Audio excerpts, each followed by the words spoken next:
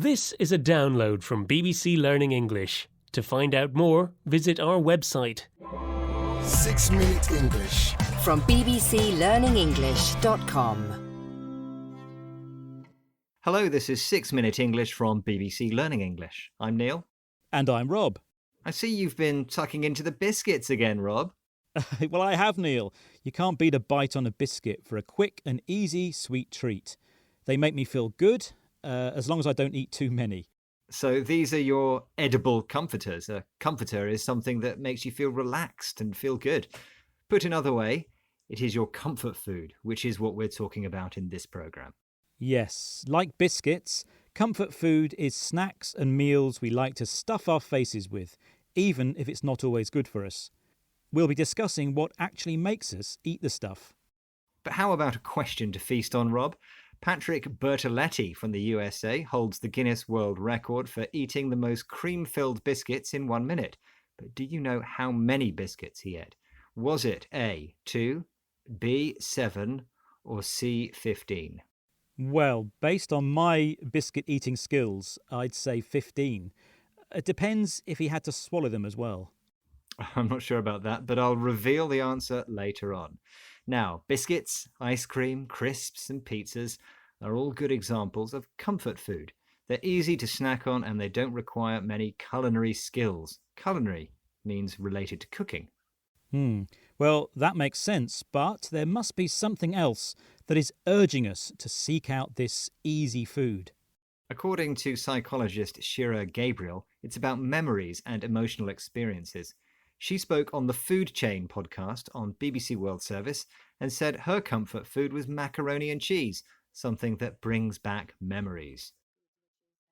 At some point in my life, those were foods that were made for me or shared with me by people who cared about me and loved me and took care of me. So because those are the foods that I had in my youth, I've associated them with sort of those feelings of being taken care of. And those associations are strong. The associations we have with food are very strong.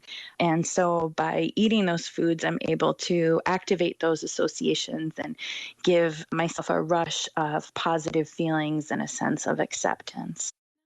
So, like so many of us, Shira associates eating certain types of food with past experiences from her youth. Associates means makes a connection in your mind with something. And these connections between food and memories are very strong. I know eating biscuits reminds me of eating them after school as a treat. Well, Shira explains how we get a rush, a sudden and strong emotion of positive feelings when these memories are activated by eating comfort food. And it's not just memories that are activated, but also the emotions we feel as well. If we felt happy the first time we ate the food, then hopefully we'll feel happy when we eat it again.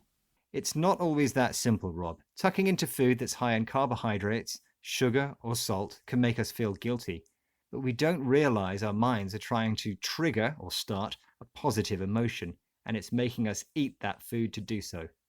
The Food Chain podcast explores this in more detail. But what is interesting is that comfort food isn't universal. Some languages don't have a comparable phrase. It's a good point, and something food writer Jenny Linford talked about. Here's her theory on why that is. Talking to Italian friends, I've realised that no, they don't have a phrase for comfort food. I think it's sort of irrelevant.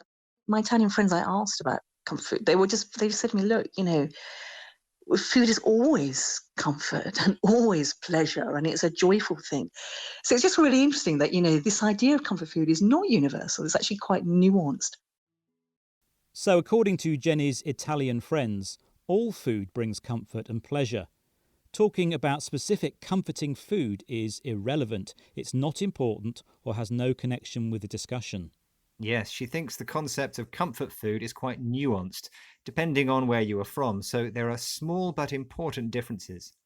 Well, maybe we should take comfort from, or feel less bad about, the fact that eating any kind of food can bring us joy, warmth, happiness and comfort. So, if you don't mind, I think I'll munch on another biscuit. Are you trying to beat the record of Patrick Bertoletti from the USA? Earlier I mentioned he holds the Guinness World Record for eating the most cream-filled biscuits in 1 minute. But how many biscuits did he eat? Was it A, 2, B, 7, or C, 15? I thought he ate 15. Was I right? No, Rob, he scoffed only 7 in 1 minute, so maybe you can beat him. But before you do, let's recap on some of the vocabulary we've been discussing. Of course, we've been talking about comfort food, food that makes us feel good, and we described it as a comforter, something that makes us feel relaxed and feel good. We also mentioned culinary, connected to cooking. And associated, which means made a connection in our mind with something. Something that is irrelevant is not important or has no connection with the discussion taking place. And something that is nuanced has small but important differences. Finally, when you take comfort in something, you don't feel so bad because of something else. Well, Neil, we're out of time, but let's take comfort in knowing that there are lots more 6-minute English programmes to enjoy on our website at bbclearningenglish.com. We also have an app that you can download for free from the app stores. And of course, we are all over social media. Thanks for listening and goodbye. Goodbye. 6 Minute English. From BBC Learning English.